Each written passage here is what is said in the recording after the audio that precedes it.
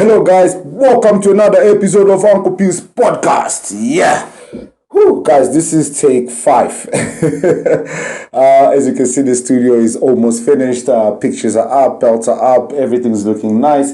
And because of this, obviously we're going to be talking combat sport. Yes, guys. We're talking UFC and what's happening in UFC. So first of all, guys, let's go straight into the big story that's been happening the whole week, the whole weekend. Everybody keeps talking about it. And that was obviously Francis versus UFC versus Dana White. Okay. So guys, this is the reality. Okay. Anyone that knows me and knows me in the combat sport, they know that in 2016, 2015, when I made my pro debut, one of the things that I fought for was fighters' pay. And I spoke about it. I lost my fighters' contract, blah, blah, blah, blah, blah, pays fish. Okay? I lost a lot because of this topic. So what is happening today and what Francis is doing is nothing new. It's always been there. As you can see, there's multiple stories of multiple fighters who have been arguing about fighters' pay. You know, that's one of the reasons why Jon Jones hasn't even fought. So, guys, he's not doing anything special. The only difference is now is because he's the heavyweight champion, a lot of people, and also, what's that? Paul Logan. Is it Paul Logan? Yeah, Paul Logan is also going around and yapping about it. It's making it a big deal. Now, as you can see, Dana White is going completely quiet about it. And if Dana White goes quiet about it, nobody can do anything about it. And that's the reality of the thing, guys. UFC is the biggest promotion out there. Yes, there are other bigger promotions, but in terms of becoming a star and everything else, UFC trumps every other promotion. Now, with that said, the UFC is facing a situation where they have to do something about fighters' pay. But guys, if we look at local MMA currently in South Africa, we have EFC. EFC is also going through the very same thing, especially now through the pandemic. They are unable to pay the fighters, okay? There are rumors that they are giving fighters shares of the promotion and that it's just, look, in the end of the day, they are doing what they can possibly do in order to give us the sport that we love, in order to be able to give us the content that we love. So, when we fight about fighters' pay, yes, it's a good thing, but we also need to realize, is the promotion making the kind of money that the fighters are requesting to be paid? You might say, yeah, but the promoters is putting a big chunk of the money in their pockets and yada, yada, yada. Guys, they hire employees, they do the shows and a whole lot of things, and anything that happens medically and so forth, they've got to take care of you. Yes, I think they should pay the fighters a little bit more, but we also need to come into understanding, guys. In order for you to get to pay a little bit more, you got to play your part. If you look at your Conor McGregor's, your Jon Jones, your Daniel Cormier, Daniel Cormier never complained about pay, neither did Jon Jones. And some of the fighters who were on the top of their games is because they promoted in the correct way. They did what needed to be done in order for them to be on top. Oh gosh, God, my hands looks dusty. Guys, I was literally working on the studio and I was like, let me give you guys some content. I've been wanting to shoot this for a whole week. That's the reason why I'm shooting it right now. I truly apologize for the messiness that I look. But hey guys, it's about the content, right? So when it comes to fighters' pay, I'm all for the fighters getting paid more. Everybody knows I fought for this. But the reality is promotions are suffering during this pandemic, and to request for a higher pay right now, while this is happening, I think the timing for everything is just terrible. Now, one of the worst parts about it, Francis isn't really one of those champions that is marketable. And the worst part about this, if Francis goes and fights boxing against Tyson Fury and loses, it just boosts the whole notion where Dana White does not want his fighters to go fight MMA, to go fight boxing, because it just doesn't make sense. MMA fighters need to stay in MMA. I understand that they're going to boxing to get that payday, big payday. But guys, Francis couldn't stand with Cyril Gane. There's absolutely no way he's going to be able to stand and box with Fury for 12 rounds, regardless of how they adjust those rules. He can knock Fury down, but you got to understand. That's 10-second count. Fury's going to come up. Dante Wilder punches extremely hard. Fury came back up. Look. This whole boxing story with Francis just needs to stop. It's ridiculous. Francis is going to lose that fight. It's just going. You guys, if that fight happened, it's just for the money. No other reason. Anyways, Adesanya versus Whittaker 2. So, guys, if you guys have seen my previous video about this breakdown, I made it clear Adesanya is going to win this. There is no way that Robert Whittaker is going to come here and yada, yada, yada. And then I started watching the way everything is going down. I'm watching the UFC breakdown of the fights. I'm watching the way they're training. I'm watching the interviews. And I got to be honest, I think Whittaker is getting into Adesanya's skin. And I think the table might be turning a little bit here. And I'm beginning to think this fight might just be a bit tricky for Adesanya. Do I think suddenly Whittaker might win? No, I don't think so. I still think Adesanya is going to win, but I think it's going to be a much tougher fight.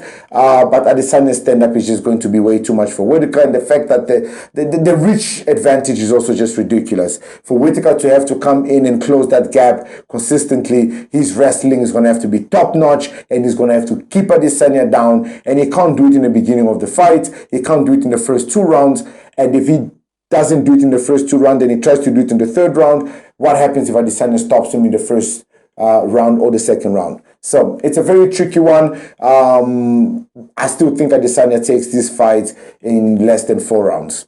So, with that said, yeah, man, guys. I mean, the UFC. There's so much happening, man. It's crazy. Kamzat looking for a fight. Paul Costa coming back also trying to get a fight. He doesn't want to fight anybody else. But guys, so do I think he deserves a rematch? I mean, the guy didn't make weight and now he's asking for a rematch. Well, I think, yeah, why not give the guy the fight? Let him prove himself. I think if he loses the fight, then Dana White should force him to go to light heavyweight, and that's where he should fight. And yeah, man, simple as that. In the end of the day, we need to get things moving. We need to get things moving. Ferreira versus Moreno. Yes, Moreno. Guys, this fight, man. Part 4. I think it needs to happen. I think it needs to happen. I think the division needs to be put on hold, and these guys need to refight, and they need to rematch. And how do I think this rematch goes? I think the title changes hands again, and they knew, that's what's going to happen here. Will there be a 5th? I don't think there will be a 5th, purely because he beats him in the 2nd round, probably tries to submit or knocks him out. I think Moreno takes this, and he takes his belt back. He takes the fight more seriously, and that's where it ends. Henry Cejudo coming back into the UFC and wanting to fight again. Why are guys retiring? I mean, the guy is training other guys. He's doing quite well. I mean, if Jones comes back and fights Stipe, guys, and he wins, I mean, Henry Cejudo would probably be in the corner and take credit for that. And one thing, guys, Jones versus Stipe is the obvious fight. It's the obvious fight. It was always going to happen. And the reality of this outcome, Jones becomes either one. If it's an interim title, Jones becomes the interim heavyweight champion. And then they're going to try to unify this title with Francis, but it's going to take too long. Jones is not going to wait for that long. So, with Lewis fighting right now, the winner of that fight will immediately probably become #1 contender to fight Cyril Gane. The winner of that fight will then fight to unify the heavyweight title with Jon Jones. I don't see Stipe beating Jon Jones. I honestly don't see it. I just don't see it. I don't see it. So yeah. It goes back to what I said in the previous video, Jon Jones versus Cyril Gane for the heavyweight title. Unless Lewis shows up and fights, Cyril Gane, We definitely seen Jon Jones versus Cyril Gane happen. How that fight plays out, well, let's see if these predictions that I've made so far plays out. And if it plays out, then we can discuss how that fight plays out. All right, guys, I'm your boy Uncle P. I apologize. The studio is good. The studio is fine now. I'm going to come back with more content. This is your MMA part of the podcast. Guys, I'm bringing back Real Talk Combat Sports.